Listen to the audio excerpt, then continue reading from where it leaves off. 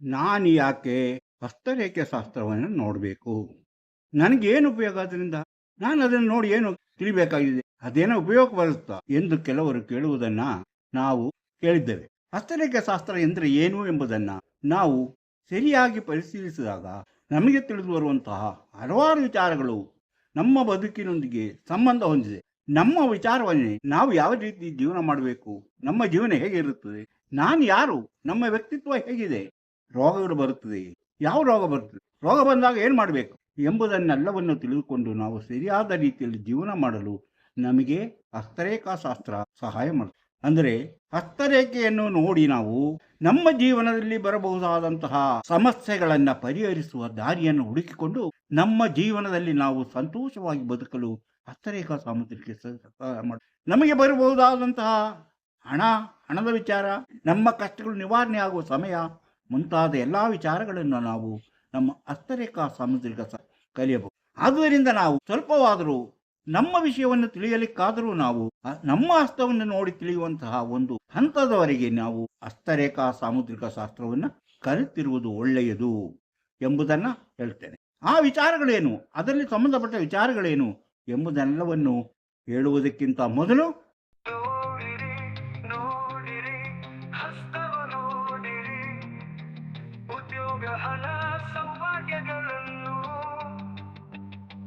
ತಿಳಿಯಲು ನಿಮ್ಮ ಹಸ್ತ ನೀವೇ ನೋಡಿ, ಕೈಯಲ್ಲದು ನಿಮ್ಮ ಜೀವನ.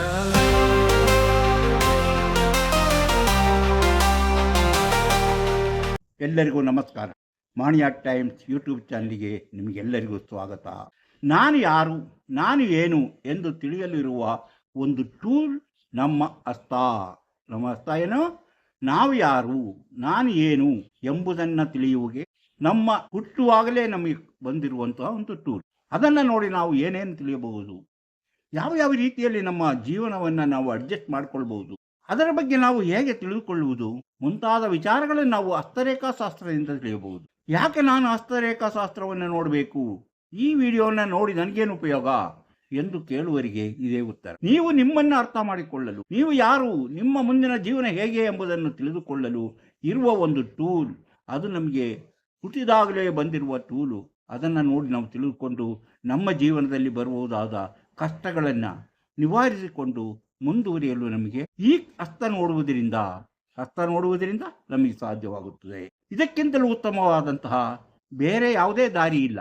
ಅಂದರೆ ನಮ್ಮ ಬಗ್ಗೆ ನಮಗೆ ತಿಳಿದುಕೊಳ್ಳಲು, ನಮ್ಮ ಜೀವನ ಹೇಗಿರುತ್ತದೆ ಎಂಬುದು ತಿಳಿದುಕೊಳ್ಳಲು ಇದರಲ್ಲಿ ಬರೆದಿರುವಂತಹ ಆ ರೇಖೆಗಳು, ಆ ಚಿಹ್ನೆಗಳು, ಆ ಪರ್ವಗಳು, ಬೆರಳುಗಳು, ಉಗುರುಗಳು ಎಲ್ಲವನ್ನು ನಾವು ನೋಡಿದಾಗ ನಮ್ಮ ಜೀವನ ಯಾವ ಮಟ್ಟದಲ್ಲಿ ಇರುತ್ತದೆ, ಯಾವ ರೀತಿ, ಯಾವ ರೋಗಗಳು ನಮಗೆ ಬರಬಹುದು, ಯಾವ ರೋಗಗಳು ಬರಲು ಸಾಧ್ಯತೆ ಇದೆ ಮುಂತಾದ ಎಲ್ಲ ವಿಚಾರ ತಿಳ್ಕೊಂಡು ಆ ರೋಗ ಬರದಂತೆ ತಡೆಗಟ್ಟಲು ನಮಗಿರುವಂತಹ ಒಂದು ಅಭೂತಪೂರ್ವವಾದಂತಹ ಒಂದು ಟೂಲು ಇಂತಹ ವಿಚಾರಗಳನ್ನು ಹೊತ್ತು ಬರುತ್ತಿರುವಂತಹ ಮಾಣಿಯಾ ಟೈಮ್ಸ್ ಯೂಟ್ಯೂಬ್ ಚಾನಲನ್ನು ನೀವು ಇನ್ನೂ ಸಬ್ಸ್ಕ್ರೈಬ್ ಮಾಡಿಲ್ಲವಾದರೆ ಈಗಲೇ ಕೆಳಗೆ ಕಾಣುವ ಸಬ್ಸ್ಕ್ರೈಬ್ ಎಂದು ಬರೆದಿರುವಲ್ಲಿ ಒಮ್ಮೆ ಕ್ಲಿಕ್ ಮಾಡಿ ಸಾಕು, ನೀವು ಸಬ್ಸ್ಕ್ರೈಬ್ ಆಗ್ತೀರಿ.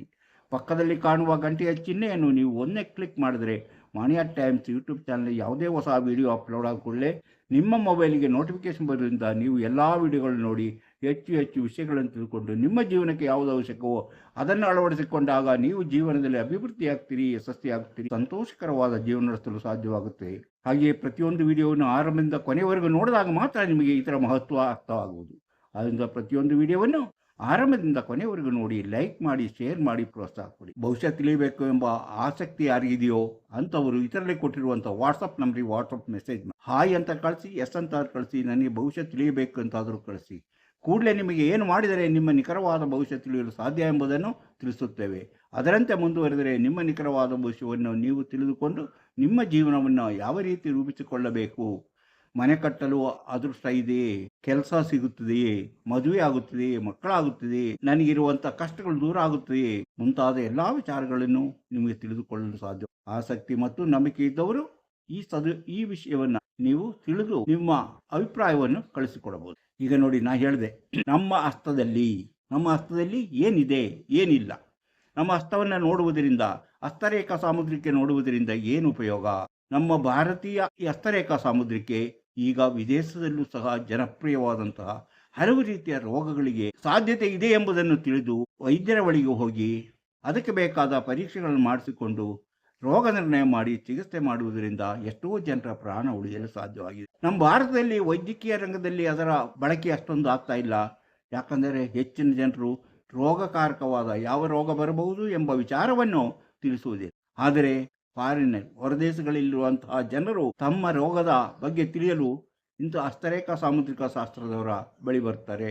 ಅವರು ಹೇಳಿದಂತೆ ಇಂಥ ರೋಗ ಬರುವಂಥ ಹಾರ್ಟಿಗೆ ಸಂಬಂಧಪಟ್ಟಿದ್ದ, ಶ್ವಾಸಕೋಶಕ್ಕೆ ಸಂಬಂಧಪಟ್ಟಿದ್ದ, ಮೂಳೆಗೆ ಸಂಬಂಧಪಟ್ಟಿದ್ದೋ ಅಥವಾ ನಮ್ಮ ಮೆದುಳಿಗೆ ಸಂಬಂಧಪಟ್ಟಿದ್ದೋ, ಡಯಾಬಿಟಿಸ ಯಾವ ರೋಗ ಬರುವ ಸಾಧ್ಯತೆ ಇದೆ ಎಂಬುದನ್ನು ತಿಳಿದುಕೊಂಡು ಅದರ ಬಗ್ಗೆ ಪರೀಕ್ಷೆಗಳನ್ನು ಮಾಡಿಸಿ, ಟೆಸ್ಟ್ಗಳನ್ನು ಮಾಡಿಸಿ, ಅದಕ್ಕೆ ಬೇಕಾದ ರೋಗ ಬರದಂತೆ ತಡೆಯಲು ಏನು ಮಾಡಬೇಕೆಂಬುದನ್ನು ತಿಳಿದು ಆ ರೀತಿಯಲ್ಲಿ ಚಿಕಿತ್ಸೆ ಮಾಡಿಸಿಕೊಂಡು ಸುಖವಾಗಿದ್ದ ಅವರ ರೀತಿ ನಮ್ಮಲ್ಲೂ ಅಂತಹ ರೀತಿ ಬೆಳಿಬೇಕು. ನಮ್ಮಲ್ಲೂ ಹೆಚ್ಚಿನ ಜನರು ಈಗಲೂ ಹೇಳ್ತಾರೆ ಇದು ಮೂಢನಂಬಿಕೆ. ಹಸ್ತದಲ್ಲಿರುವ ಮೂಢನಂಬಿಕೆ ಆದರೆ ನಾವು ಆಧಾರ್ ಕಾರ್ಡ್ಗೆ ಹೆಬ್ಬಟ್ಟಿ ಯಾಕೆ ಕೊಡಬೇಕು? ಬಯೋಮೆಟ್ರಿಕ್ ಅನ್ನೋ ಒಂದು ಪದ ಯಾಕೆ ಅದನ್ನು ಬಳಸುತ್ತಾರೆ? ನಾವು ಯಾಕೆ ಪ್ರತಿಯೊಂದಕ್ಕೂ ನಮ್ಮ ಬೆಟ್ಟನ್ನು ಕೊಡ್ತೀವಿ? ಪ್ರತಿಯೊಂದು ಅಧಿಕೃತ ದಾಖಲೆಗೂ ಸರ್ಕಾರವೇ ಅದನ್ನು ಒಪ್ಪಿಕೊಂಡಾಗ ಅದನ್ನು ಮೂಢನಂಬಿಕೆ ಅಂತ ಹೇಳಲು ಸಾಧ್ಯವೇ? ಅಂದರೆ ಪ್ರತಿಯೊಬ್ಬರ ಹಸ್ತವೂ ಬೇರೆ ಬೇರೆಯಾಗಿರುತ್ತದೆ. ಒಬ್ಬ ವ್ಯಕ್ತಿಯನ್ನು ಗುರುತಿಸಲು ಅವರ ಹಸ್ತವೇ ಮುಖ್ಯ. ಹಾಗಿರುವಾಗ ಹಸ್ತರೇಖೆ ಶಾಸ್ತ್ರ ಸುಳ್ಳು ಅಂತ ಹೇಳಲು, ಅದು ಮೂಢನಂಬಿಕೆ ಅಂತ ಹೇಳಲು ಸಾಧ್ಯವೇ ಇಲ್ಲ. ಯಾಕಂದರೆ ಅದರಲ್ಲಿ ಬರೆದಿರುವಂತಹ, ಸರಿಯಾಗಿ ಓದಲು ತಿಳಿದಂತಹ, ಅದರಲ್ಲಿ ಬರೆದಿರುವಂಥ ವಿಚಾರಗಳನ್ನು ಅರ್ಥ ಮಾಡಿಕೊಳ್ಳುವಲ್ಲ ಒಬ್ಬ ವ್ಯಕ್ತಿಯಿಂದ ನೀವು ನಿಮ್ಮ ಭವಿಷ್ಯವನ್ನು ತಿಳಿದುಕೊಂಡಾಗ ನಿಮ್ಮಲ್ಲಿ ಇರುವಂತಹ, ನಿಮಗೆ ಬರಬಹುದಾದಂತಹ ಒಳ್ಳೆಯದು ಕೆಟ್ಟದ್ದು ಏನೇನು ಎಂಬುದನ್ನು ತಿಳಿದುಕೊಳ್ಳಬಹುದು. ಹಾಗೆಯೇ ನೀವೇ ಹಸ್ತರೇಖಾಶಾಸ್ತ್ರವನ್ನು ಸ್ವಲ್ಪವಾಗಿ ಅಭ್ಯಾಸ ಮಾಡಿಕೊಂಡ್ರೆ ನಿಮ್ಮ ಹಸ್ತದಲ್ಲಿ ಬರುವ ಸಾಮಾನ್ಯ ಚಿಹ್ನೆಗಳು ಅದರ ಬಗ್ಗೆ ತಿಳಿದುಕೊಳ್ಳಲು ತುಂಬ ಉಪಯೋಗವಾಗುತ್ತೆ ನಿಮ್ಮ ಜೀವನದಲ್ಲಿ. ನಮ್ಮ ಹಸ್ತದಲ್ಲಿ ಇರುವಂತಹ ಸಾಧಾರಣವಾಗಿ 3 ಮುಖ್ಯವಾದ ರೇಖೆಗಳು ಅಂದರೆ, ಒಂದು ಆಯುಷ ರೇಖೆ. ನೋಡಿ, ಇಲ್ಲಿಂದ ಬಂದಿರುತ್ತೆ, ಇದು ಆಯುಷ ರೇಖೆ. ಇದು ನಮ್ಮ ಆರೋಗ್ಯ, ನಮ್ಮ ಜೀವನ, ಎಲ್ಲಿವರೆಗೆ, ಎಷ್ಟು ವಯಸ್ಸು, ಯಾವಾಗ ಬರುತ್ತೆ, ಏನು ಬರುತ್ತೆ ಎಂಬುದನ್ನು ವಿಚಾರವನ್ನು, ಜೀವನದ ಪ್ರತಿಯೊಂದು ಹಂತವನ್ನು ಇದು ತಿಳಿಸುತ್ತದೆ. ಹಾಗೆ ನೋಡಿ, ಇದು ಈ ರೇಖೆ ನೋಡಿ, ಗೊತ್ತಿದೆಯಲ್ಲ, ಈ ರೇಖೆ ಇದು ನಮ್ಮ ಜ್ಞಾನ ರೇಖೆ ಅಂತೀವಿ. ಹೆಡ್ಲೈನ್ ಅಂತಾರೆ ಇಂಗ್ಲೀಷಲ್ಲಿ. ಅದನ್ನು ನಾವು ಜ್ಞಾನ ರೇಖೆ, ಬುದ್ಧಿ ರೇಖೆ ಎಂದೆಲ್ಲವೋ ಹೇಳ್ತೇವೆ.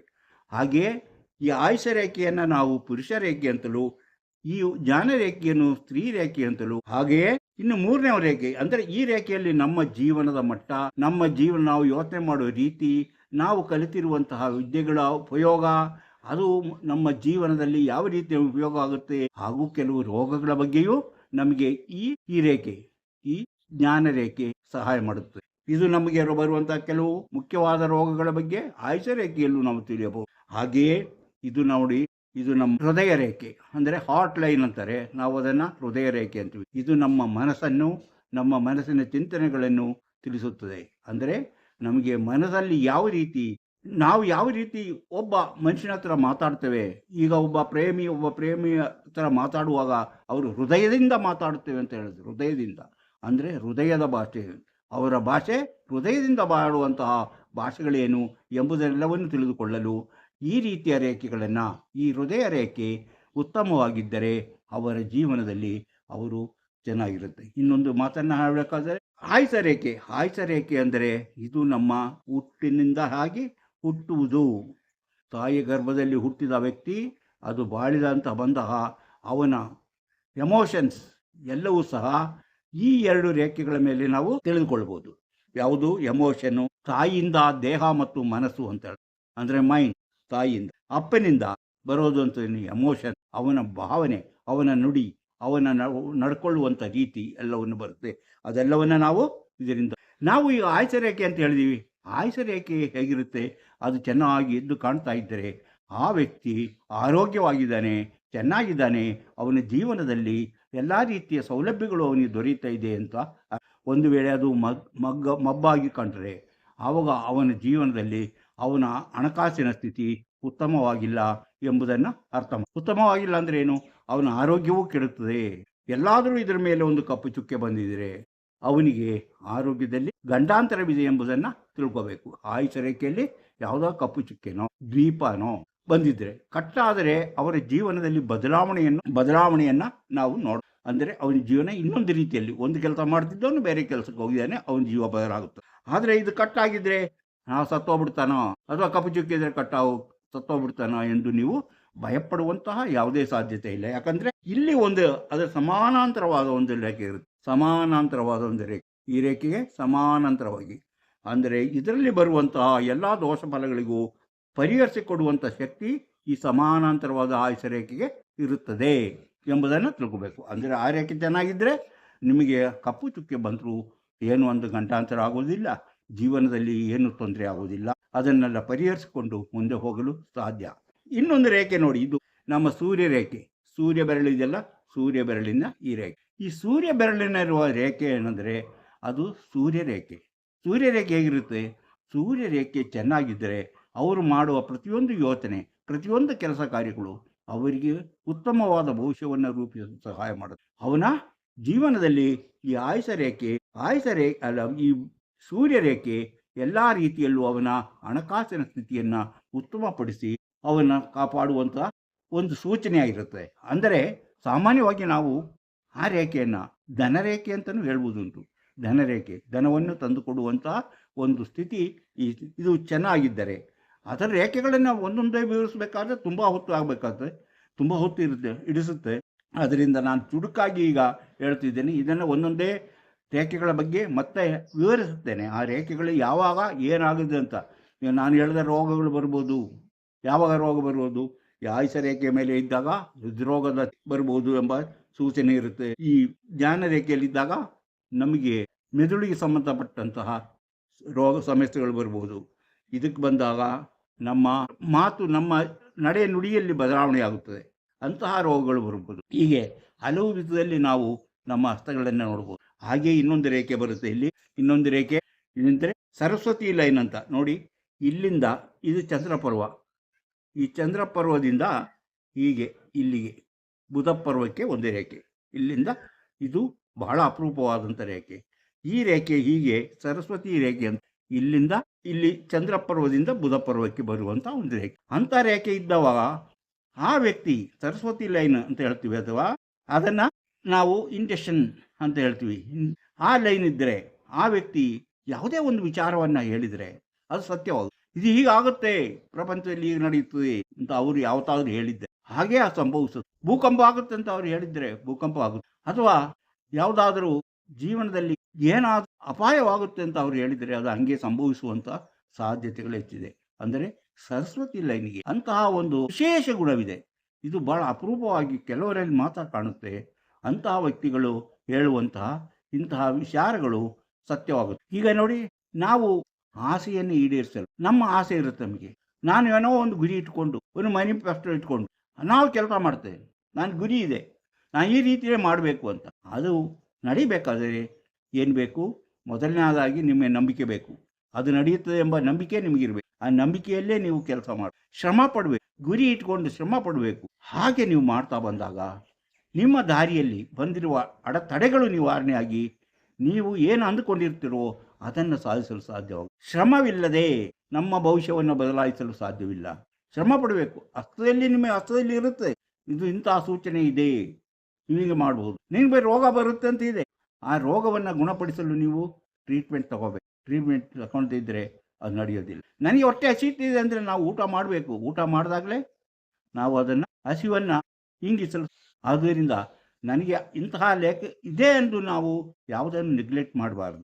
ಅಂದರೆ ನಾನು ಮತ್ತೊಂದು ಸರಿ ಹೇಳ್ತೀನಿ, ಅವರವರ ಕೈ ನೋಡಿ ಅವರವರ ಬಗ್ಗೆ ತಿಳಿದುಕೊಳ್ಳಲು ಹಸ್ತಕ್ಕಿಂತಲೂ ಉತ್ತಮವಾದ ಬೇರೆ ದಾರಿ ಯಾವುದೂ ಇಲ್ಲ. ಆದ್ದರಿಂದ ನಾವು ಅದನ್ನು ನೋಡಬೇಕು. ಆ ಮ್ಯಾನಿಫೆಸ್ಟೋನ ಇಟ್ಕೊಂಡು ನಾವು ಕೆಲಸ ಆಗ ನಮ್ಮ ನಂಬಿಕೆ, ನಮ್ಗೆ ಬರ್ಬೋದಂಥ ಅಡೆತಡೆಗಳು ಎಲ್ಲವನ್ನು ನಿವಾರಿಸಿಕೊಂಡು ನಾವು ಮುಂದುವರಿಯಲು ಸಾಧ್ಯವಾಗುತ್ತೆ. ನಾನು ಮೊದಲು ಹೇಳಿದೆ, ತಂದೆಯಿಂದ ನಮ್ಮ ಎಮೋಷನ್, ತಂದೆಯಿಂದ ನಮ್ಮ ಎಮೋಷನ್ಸ್ ನಮಗೆ ಸಿಗಿರುತ್ತೆ. ಅವರ ನಡೆ ನುಡಿ, ಅವರು ಮಾಡುವಂಥ ಕೆಲಸದಂತೆ ಅವರ ಮನಸ್ಸು ಹೇಗಿರುತ್ತೋ ಹಾಗೆ ನಮ್ಮ ಮನಸ್ಸು ಇರುತ್ತದೆ. ಹಾಗೆಯೇ ತಾಯಿಯಿಂದ ದೇಹ ಮತ್ತು ನಮ್ಮ ಮನಸ್ಸು ಅಂದರೆ ಮೈಂಡ್ ಹೊಂದಿರುತ್ತೆ. ಹೀಗೆ ನಾವು ಹಲವು ವಿಧದ ನಮ್ಮ ಅರ್ಥವನ್ನು ನೋಡಿ ಜೀವನದಲ್ಲಿ ನಾವು ಯಾವ ರೀತಿಯಲ್ಲಿ ನಮ್ಮ ಬದುಕನ್ನು ಕಟ್ಟಿಕೊಳ್ಳಬೇಕು ಎಂಬುದನ್ನು ತಿಳಿಯಬಹುದು. ಹಸ್ತರೇಖೆಯನ್ನು ನೋಡಿ ಏನು ಉಪಯೋಗ ಕೇಳುವರಿಗೆ, ಅದನ್ನು ನಂಬಬಹುದೇ ಅಂತ ಕೇಳುವರಿಗೆ ಹೀಗೆ ನಾನು ಹೇಳಿದಂಥ ಕೆಲವು ವಿಚಾರಗಳು ನಿಮಗೆ. ನಾನು ಹೇಳಿದೆ, ಪ್ರತಿಯೊಂದು ಸರ್ಕಾರಿ ನಮ್ಮ ಆಧಾರ್ ಕಾರ್ಡಿಗೂ ನಾವು ಹೆಬ್ಬೆಟ್ಟನ್ನು ತೋರಿಸ್ಬೇಕು.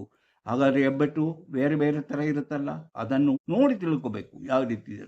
ಆವಾಗ ಹಸ್ತದಲ್ಲಿರುವಂತಹ ಒಬ್ಬರ ಹಸ್ತದಲ್ಲಿರುವಂತಹ ಇನ್ನೊಬ್ಬರ ಹಸ್ತದಲ್ಲಿ ಇರೋದಿಲ್ಲ. ನಮ್ಮ ಹಸ್ತದಲ್ಲಿರೋದನ್ನು ನಾವು ತಿಳ್ಕೋಬೇಕು.